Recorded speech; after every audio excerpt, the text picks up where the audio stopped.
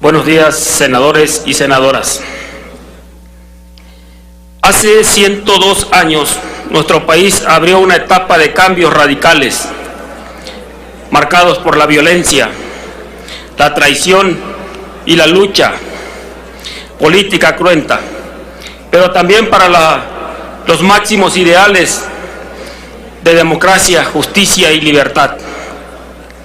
Como toda expresión de la historia, la Revolución Mexicana no es para sacralizar a los héroes, pretenderles o prenderles incienso como si fueran deidades, sino para evaluar dónde estamos ahora, qué tanta progresividad de derechos hemos alcanzado, en honor de esos miles de mexicanas y mexicanos que lucharon por mejorar la condición de su gente, la situación de sus hermanos y de sus padres y de sus hijos. Señoras y señores, esta es una oportunidad de revivir los ideales y valores que dieron sustento a nuestra nación. Celebrar la Revolución Mexicana nos permite dar continuidad a la construcción de una mejor nación. Nuestra revolución, aquella que sirvió de ejemplo a líderes en todo el mundo, es más que la gesta heroica de un solo hombre o de un grupo de patriotas.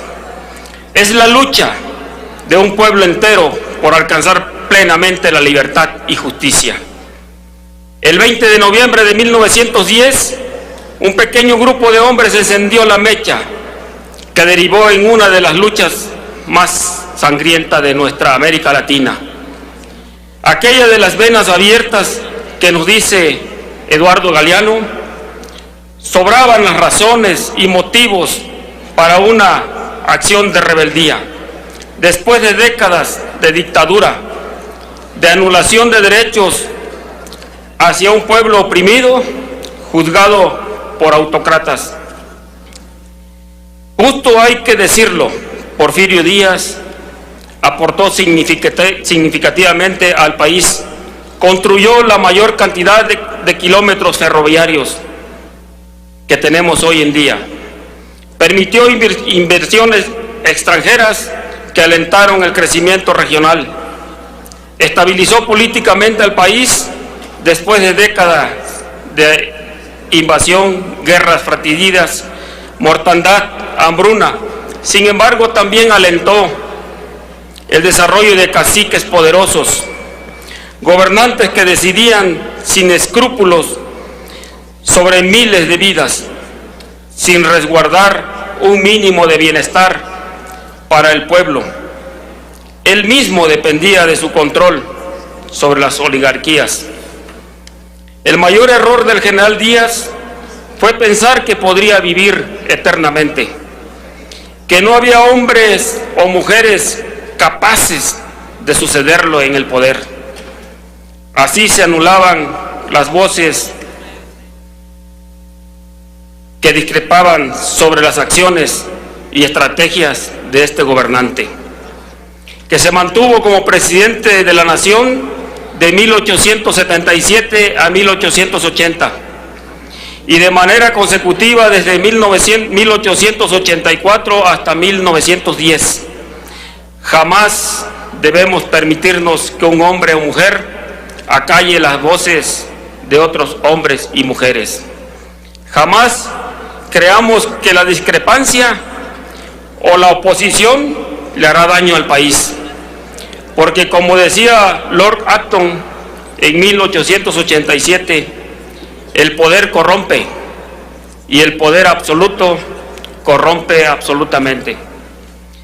Pero Porfirio Díaz, en vez de sentar las bases de un régimen democrático, modificó la Constitución para reelegirse durante 7 periodos continuos a través del fraude electoral, aboliendo toda posibilidad del voto democrático, del sufragio efectivo y del jefe político y de cualquier pueblo, hasta los gobernadores de los estados.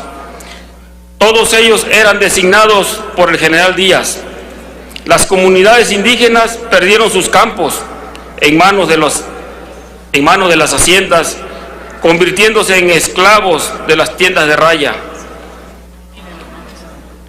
La tiranía del gobierno, los tratos infrahumanos de que eran objeto los campesinos, las inhumanas jornadas de trabajo y las pésimas condiciones de trabajo de los obreros dieron paso al surgimiento de hombres valientes que representaron el descontento generalizado, siendo los primeros en pasar de la crítica a la acción. Los hermanos Flores Magón, periodistas originarios de Oaxaca. Como ustedes saben, en 1908 el presidente Díaz, entrevistado por una cadena estadounidense donde prometía retirarse al finalizar su mandato. Esto alentó a la sociedad sobre la posibilidad de un cambio. Es así que en el norte, un empresario coahuilense liberal, educado en el extranjero, escribe la sucesión presidencial. Su nombre, Francisco Madero.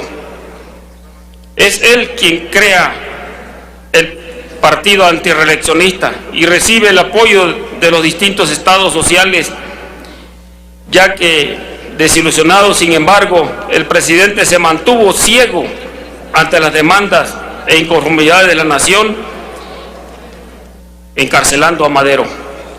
Para evitar su elección como futuro presidente, acusado de haber pronunciado un discurso en el que injuriaba al presidente, es así que el 21 de junio de 1910 el general Díaz es reelecto por un periodo más. Madero escapa de la cárcel cada vez más convencido de que no lograba transformación de las instituciones por la vía legal y pacífica. En el exilio dio forma al Plan de San Luis Potosí. Antes de triunfar por la vía armada, el apóstol de la democracia derrotó a la dictadura en el terreno de las ideas. La venció con la fuerza y los argumentos de la razón.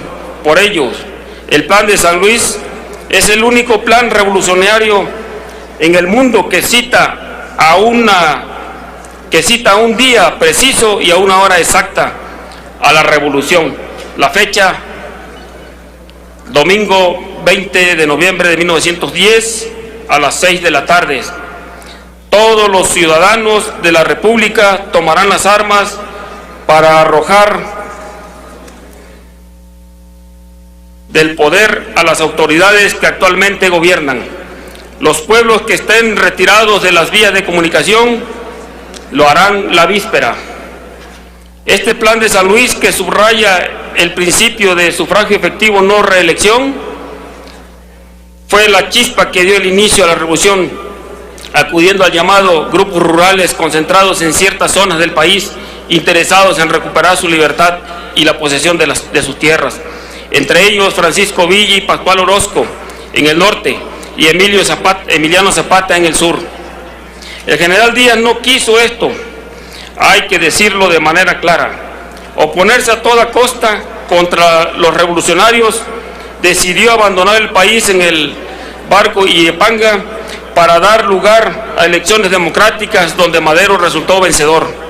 Sin embargo, las aportaciones más significativas de la revolución vinieron después de una transición, cuando Victoriano Huerta dio un golpe de Estado contra Madero en una de las más oscuras historias de nuestro país. El mártir de la democracia caído junto a sus más cercanos colaboradores por la espada de un traidor que debía defenderlo. Es justo donde nuestra revolución se nutrió de los ideales más ambiciosos. Ya no basta la democracia traicionada por un dictador como Huerta, sino ahora era necesario buscar las armas para una transformación social más profunda. Emiliano Zapata, el líder campesino más grande que ha visto este país, representa el movimiento armado que buscaba la recuperación de las tierras. En septiembre de 1909 es electo líder de la Junta de Defensa de las Tierras de su estado. Es ahí donde se interesa por los documentos que se originaron durante la durante el virreinato, en las cuales se acreditaban los derechos de la propiedad de los pueblos sobre sus tierras y que habían sido negados. Que su tiempo se haga concluido. Y termino, señor presidente. Y que habían sido negados a sus pobladores. En virtud de que la inmensa mayoría de los pueblos y ciudadanos mexicanos no son dueños ni de la tierra que pisan y sin poder mejor en nada su condición social, ni poder dedicarse a la industria o a la ganadería por estar monopolizados por unas cuantas manos las tierras, montes y aguas. Por esa causa se expropiaron, previa indemnización de la tercera parte de esos monopolios, a los poderosos propietarios de ellas, a fin de que los pueblos y ciudadanos de México obtengan ejidos, colonias, feudos legales para pueblos o campos de sembradíos o de labor, y se mejore en todo para toda la falta de la prosperidad de los pueblos mexicanos. Es todo. Muchas gracias. Gracias, señor senador Adolfo Romero Lainez.